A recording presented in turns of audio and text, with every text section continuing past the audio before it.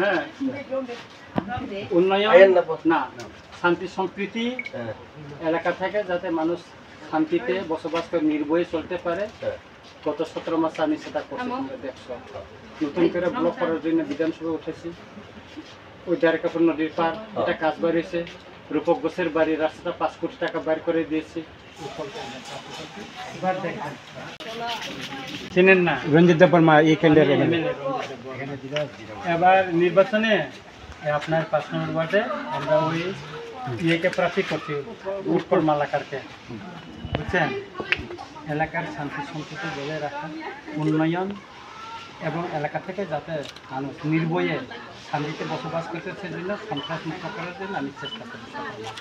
আপনার সবাই জানেন, আমি সবাই মানুষের কাছে জানাচ্ছি নতুন করে আমাদের এখানে আমাদের কেউ ক্ষয় যেতে লাগে, কেউ কল্যাণপুর যেতে লাগে। নতুন একটা ব্লক করার জন্য রামচন্দ্রঘাটে আমরা প্রবোধন করছি, বিধানসভা উঠাইছি, তদন্ত হয়ে গেছে, রিপোর্ট চলে গেছে। দ্বারিকাপুরে ওইখানে কিছু পরিবারে ওরা আমাকে বলছিল, আমি বিধানসভা উঠিয়েছি, 3 কোটি টাকার কাজ বাইর হয়েছে। এটা এখন কিনা সিমেন্টের করবে। 6 পরিবার কষ্টে আছে, একদম নদীর কিনারে আছে দাঁড়িয়ে। সেটাকে আমি তাদেরকে এখান থেকে ওই বাগানে খালি যেটা খাস জমিতে সেখানে তাদেরকে পুনর্বাসন দেওয়ার জন্য আমি চেষ্টা করছি। উত্তর রামচন্দ্রঘাট 5 নম্বর ওয়ার্ডে দূর টু দূর প্রোগ্রাম করেছি। আমাদের প্রথম বক্তব্য হচ্ছে এলাকার উন্নয়ন, দ্বিতীয়ত হচ্ছে এলাকায় জাতি উপজাতির শান্তি সম্প্রীতি বজায় রাখা, তৃতীয়ত হচ্ছে সন্ত্রাস মুক্ত করা।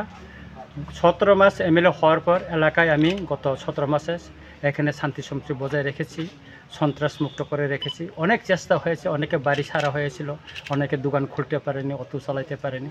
আমি তাদেরকে বাড়িতে ফিরিয়ে দিয়ে আনেছি এবং দোকান খুলে দিয়েছি, আপনারা সবাই জানেন। এবং আগামী দিন এই সন্ত্রাস মুক্ত করার জন্য রামচন্দ্রঘাটকে আমি লড়াই করে যাচ্ছি, আপ্রাণ চেষ্টা করছি সব মানুষের উন্নয়নের জন্য। নতুন করে এখানে একটা ব্লক করা যায় কিনা সেটা আমি বিধানসভায় উঠিয়েছি এবং সেটা ইনকোয়ারি তদন্ত হয়ে গেছে। এখানে কামিনীপাড়ার রাস্তাটা 5 কোটি টাকার এটা টেন্ডার হয়ে গেছে, কন্ট্রাক্টর একজন পেয়েছেন। তারপরে দ্বারিকাপুর যেটা ছিল ওই যে নদীর পাড়টা আমি বিধানসভায় উঠেছি, ইতিমধ্যে 3 কোটি টাকার নদীর পাড় ওই যে পাথরে ফালানোর জন্য কাজ বাইর হয়েছে। এইভাবে এলাকার অনেক মানুষের, গরিব অংশের মানুষের উন্নয়ন আমি কাজ করে যাচ্ছি। দ্বারিকাপুরের গতকাল আমি যাওয়ার পর আমার চোখে জল পড়েছিল। 6 পরিবার একবার নদীর কিনারে দাঁড়িয়ে আছে। আমি তাদেরকে কথা দিয়েছি নির্বাচনের পরে আমি ডিএমের সঙ্গে যোগাযোগ করব।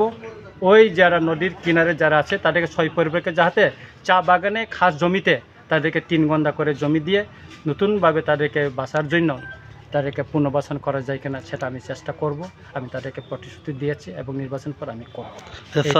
স্যার আজকে আপনি ডোর টু ডোর বাড়ি বাড়ি যাচ্ছেন, কিরম সারা পাচ্ছেন স্যার? প্রচুর সারা, একদম মানে এটা বলতে পারেন যে নির্বাচন আগে জয়ী হয়ে গেছে আমরা এখানে। আর আমরা যে প্রার্থীটা দিয়েছি শিক্ষিত, একদম সাহসী এবং মানবতা এবং এই এলাকার সন্ত্রাস মুক্ত করার জন্য এই ছেলেগুলি এগিয়ে যাচ্ছে।